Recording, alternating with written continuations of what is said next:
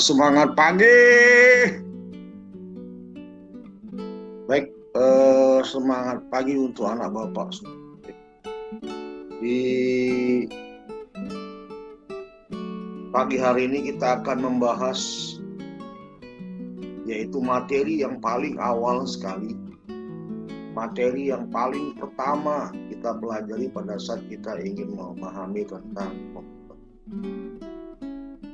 Ya, ini Bapak buat tujuannya adalah untuk anak-anak Bapak yang baru pertama newbie dalam komputer. Jadi mempelajari itu kita harus menggunakan step by step. Baik, langsung kita lanjut aja supaya anak Bapak juga tanya-tanya. Pertama sekali kita akan membahas yaitu adalah komputer. Materi kita adalah program. Komputer itu adalah merupakan serangkaian atau sekelompok mesin elektronik yang saling bekerja sama untuk menghasilkan informasi. Artinya apa? Mereka itu adalah kumpulan dari mesin elektronik bekerja sama untuk menghasilkan informasi. Tujuan dari komputer adalah untuk menghasilkan informasi. Untuk mendapatkan informasi, kita membutuhkan adanya data. Data itu diolah menggunakan komputer. Maka komputer itu adalah mesin elektronik yang saling bekerja sama untuk menghasilkan informasi. Baik, sekarang kita akan bagi kembali bagian-bagian di dalam komputer. Ini artinya adalah ada 3 bagian di dalam komputer. Kalau tidak ada ketiga bagian ini, maka komputer tidak bisa difungsikan. Yang pertama adalah hardware, yaitu perangkat keras. Yaitu bagian-bagian komputer yang kalau kita pegang, begitulah kira-kira, terasa keras, nah itulah bagian adalah hardware. Yang kedua adalah software. Software itu adalah perangkat lunak. Perangkat lunak di sini maksudnya bukan dipegang lunak, tidak.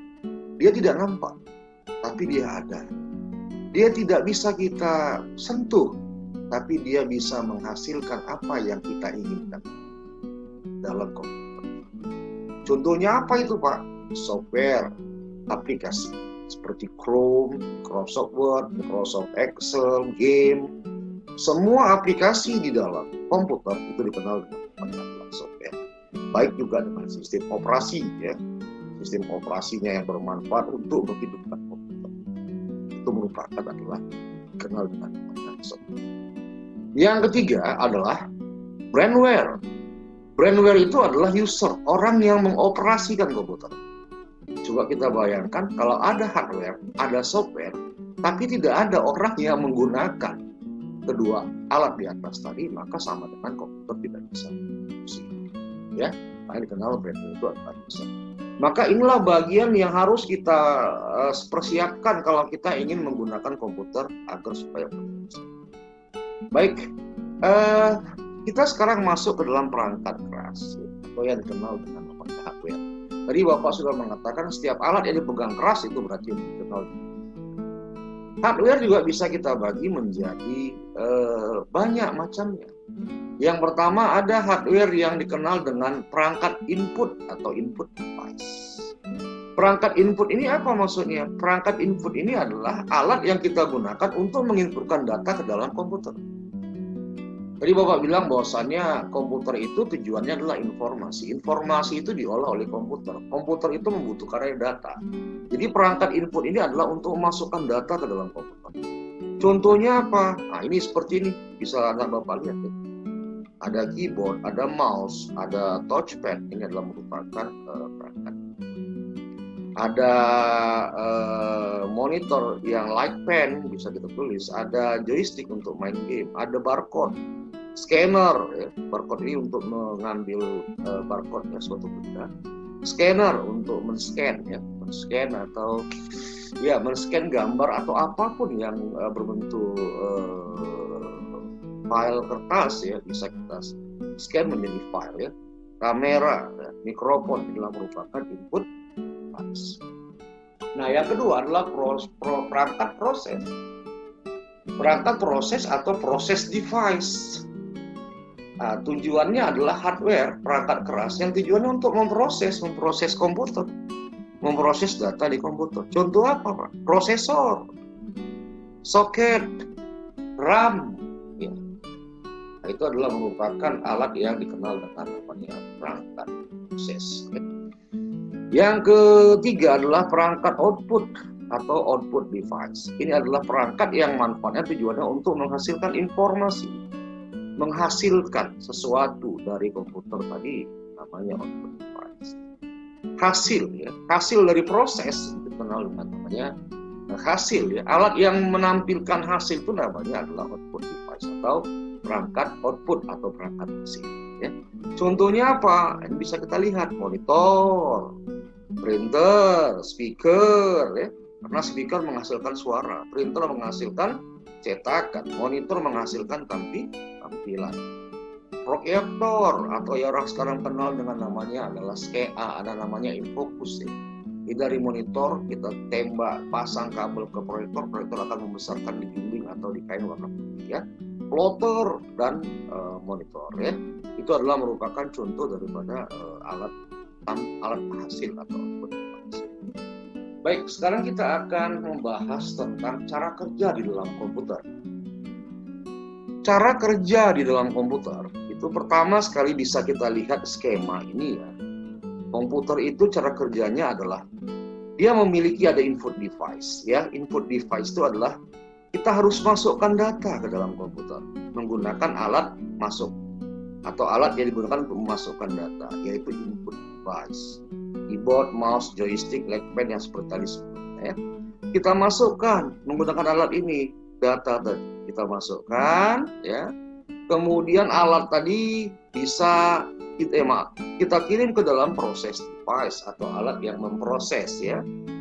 Alat yang memproses itu di Bapak sudah bilang, yaitu adalah memori, yaitu RAM dan ROM.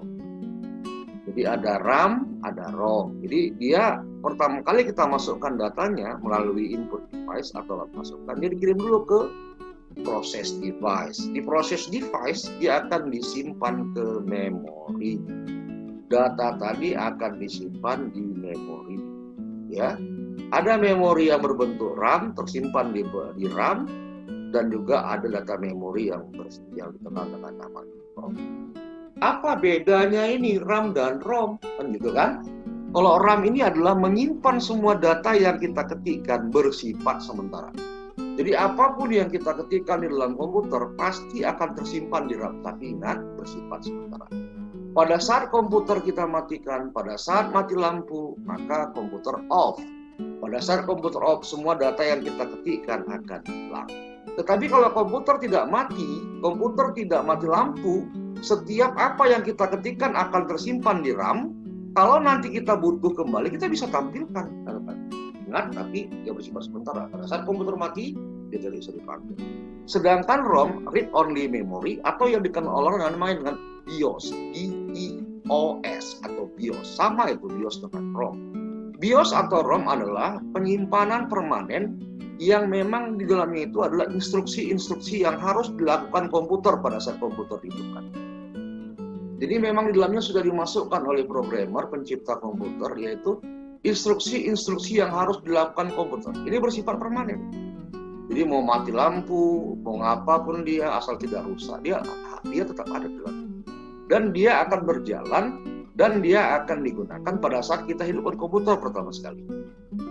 Nah, karena dia di dalam itu adalah urutan-urutan instruksi-instruksi, perintah-perintah yang harus dilakukan komputer. Apa step pertama yang harus dilakukan komputer, apa step kedua, apa step 3, apa step 4, apa step 5. Jadi semua instruksi yang harus dilakukan komputer terdapat di dalam ROM.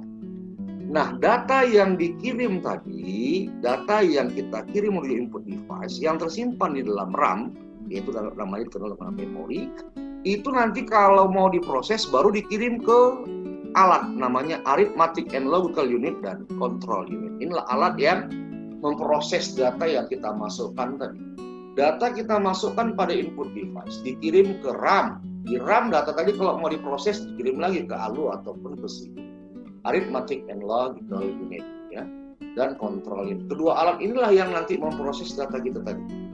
Ya, ALU dan CPU inilah yang dikenal dengan namanya prosesor. Ya, terdapat pada prosesor.